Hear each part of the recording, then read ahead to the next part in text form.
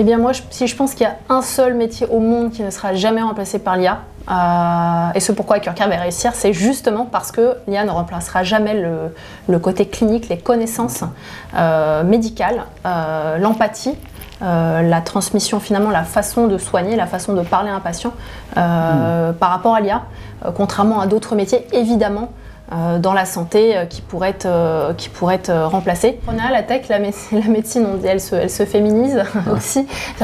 C'est la chose que je tiens à signaler, mais c'est vrai que bon, dans ces deux milieux, en effet, j'ai rencontré, c'est vrai moi-même, plus de CEO hommes. Bonjour Solène, ravi de t'avoir aujourd'hui à cette interview pour Horizontronic. Est-ce que tu peux commencer par nous parler de toi? Qui es-tu? Donc moi je suis médecin, je suis chirurgienne stomatologue, donc Solène Bourquang. Je travaille à Paris en clinique privée et je suis aussi fondatrice et CEO de la start-up AccurCare. Ok. Est-ce que tu peux nous en dire un peu plus sur AccurCare? En quoi consiste la start-up? Oui, tout à fait. Il y a un petit titre un peu provoque et un peu tech aussi, ouais. En effet. Donc, AccurCare, c'est une start-up que j'ai fondée il y a 2 ans, enfin 2 ans, un peu plus de 2 ans là, janvier 2021. Okay. L'idée était 2022 du coup, ouais. L'idée était de faciliter la connexion entre le monde médical, le monde des professionnels de santé, et celui des entreprises, et au départ des entreprises principalement technologiques. Okay. Voilà. Et concrètement, comment est-ce que ça se passe? Comment vous rendez le service justement de connexion? Alors, on est passé en effet par différentes étapes. Alors, au départ, notre premier produit qu'on nomme, qui est encore en d'actualité, qu'on vend, c'est Medical Expert on Demand. Donc, on a imaginé une solution qui permet à toute entreprise en santé de travailler avec un professionnel de santé en gérant la partie contrat financier et surtout la qualification du bon profil pour travailler sur une mission particulière. Voilà, non clinique. Okay. Et quels sont les projets les plus innovants pour lesquels AccurCare a joué en fait? Eh bien justement, c'est toute la raison pour laquelle on a avancé vers notre deuxième produit, c'est-à-dire qu'on s'est rendu compte qu'il y avait beaucoup d'émissions qui nous étaient demandées par les entreprises qui étaient du contenu. Qui dit contenu, aujourd'hui je pense qu'il y a pas mal de personnes qui pensent à ChatGPT, voilà, okay. Pour l'avoir utilisé moi-même et puis voilà, avec mes collègues pour d'autres utilisations que la startup AccurCare. Et en fait, on a commencé à processer et entraîner un modèle d'IA générative pour justement répondre à ces besoins de contenu. Ça permettait à la fois de faciliter le travail entre le professionnel de santé et l'entreprise, parce qu'avec GPT on est capable de faire des cadres exactement identiques à ce que souhaite avoir comme contenu, comme résultat le client. Et on était capable aussi de gérer la partie relation avec professionnel de santé qui bien sûr valide le contenu. Donc ça faisait partie, c'est justement notre nouveau produit, mais vraiment des innovations de notre entreprise où on digitalise l'expertise médicale au service des entreprises et aujourd'hui c'est ça AccurCare. Waouh. Et quels sont les plus grands succès à toi et aussi à AccurCare? Parce que je vois que tu passes dans des émissions, dans des conférences, tu gagnes des prix. Est-ce que tu peux nous parler de tout ça? Oui, c'est gentil. Je vais pas cacher, c'est vrai que ça fait du bien d'avoir un peu de reconnaissance parce que forcément, tu es entrepreneur, Louis aussi, tu sais ce que c'est au départ, ouais. Tu commences et puis tu n'as pas forcément le réseau. Moi, je ne suis pas passée par une école de commerce ou en tout cas pour apprendre à faire du business. C'est en ça que je le vois. Puis le réseau aussi. Moi, je suis professionnelle de santé, donc j'ai vraiment, en tout cas, capitalisé sur ce réseau-là. C'est comme ça que j'y suis arrivée au niveau où je suis aujourd'hui, c'est-à-dire pouvoir moi-même, je suis autodidacte sur la partie business, mais j'ai évidemment eu le soutien de toute la communauté professionnelle de santé, que ce soit pour la confiance aussi, j'ai co-construit avec eux, mes utilisateurs, on parle de construire avec ces utilisateurs un produit, mais j'ai aussi eu un peu d'aide financière de certains et surtout aujourd'hui ce sont mes meilleurs ambassadeurs et c'est ce qui fait que voilà, certains aussi sont capables de m'aider entre guillemets à rayonner. Tu connais les process, c'est assez il faut pitcher, il y a plusieurs phases de pitch, okay. Etc. Moi j'avais jamais pitché, etc.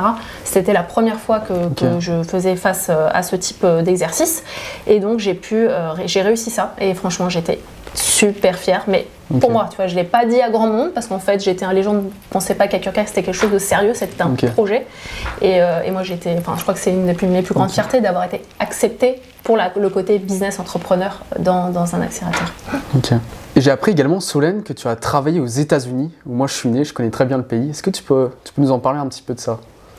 Oui, j'ai eu la chance de pouvoir vivre 2 ans là-bas.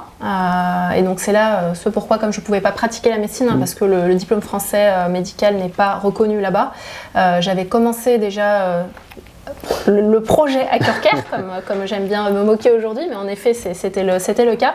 Et donc j'ai décidé de me consacrer et surtout de découvrir le milieu de l'entrepreneuriat qui me fascinait déjà. Je pense que ça intéresse beaucoup, et c'est vrai quand on parle de l'entrepreneuriat, du business aux États-Unis en tant que Français, je pense que ça intéresse beaucoup. On se dit mais qu'est-ce qui se passe là-bas? Et donc j'ai réussi à être sélectionnée dans un accélérateur avec ma start-up française. Donc c'était extrêmement intéressant, et j'ai surtout culturellement aussi appris beaucoup de choses sur la façon de faire du business aux États-Unis, comment se comporter, comment pitcher, etc.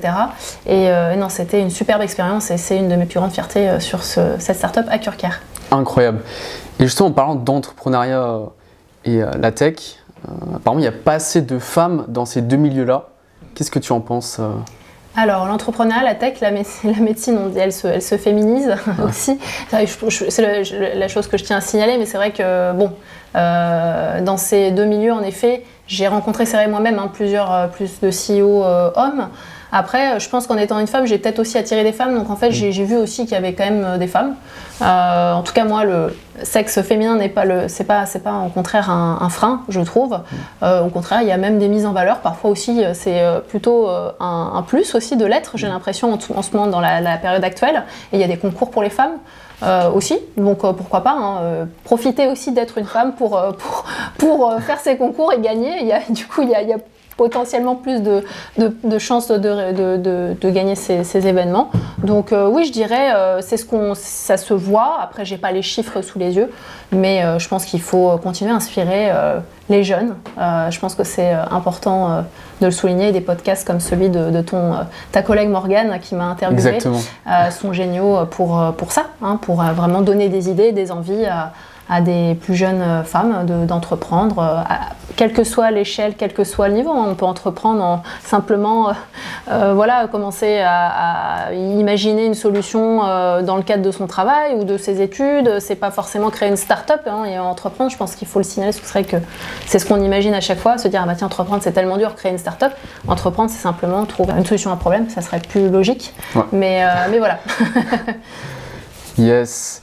Et en parlant encore une fois de tech, maintenant on entend beaucoup parler de l'IA, tout le monde en parle de ce sujet-là.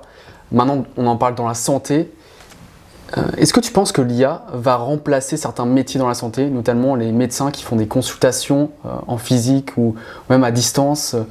Qu'est-ce que tu en penses de ça?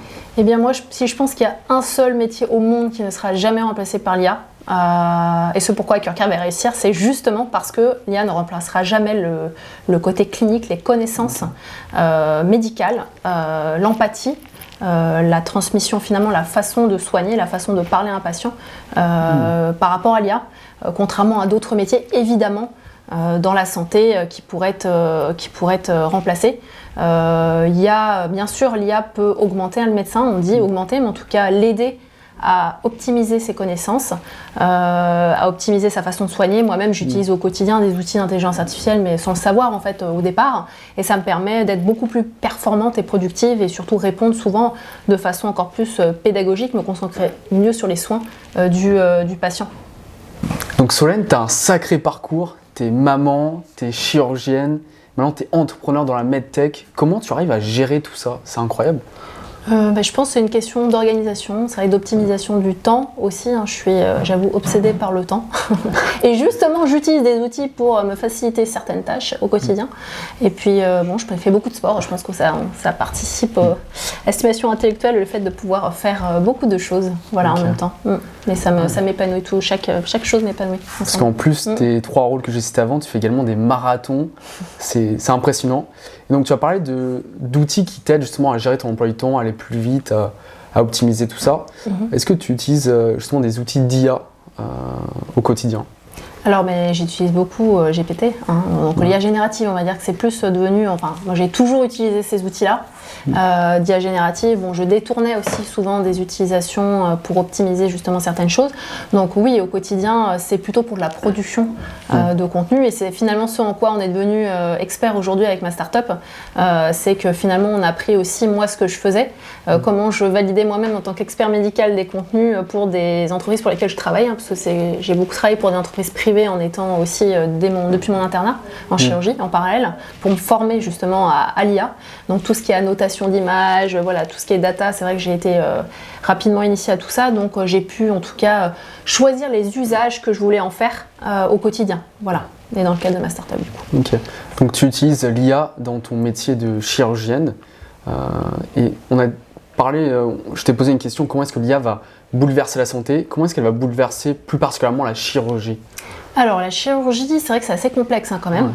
Donc moi je vais dire les outils d'IA que j'utilise, c'est plus pour la partie administrative de gestion, à la fois des parcours patients, pour prendre évidemment les notes sur les comptes rendus médicaux, ce genre de choses.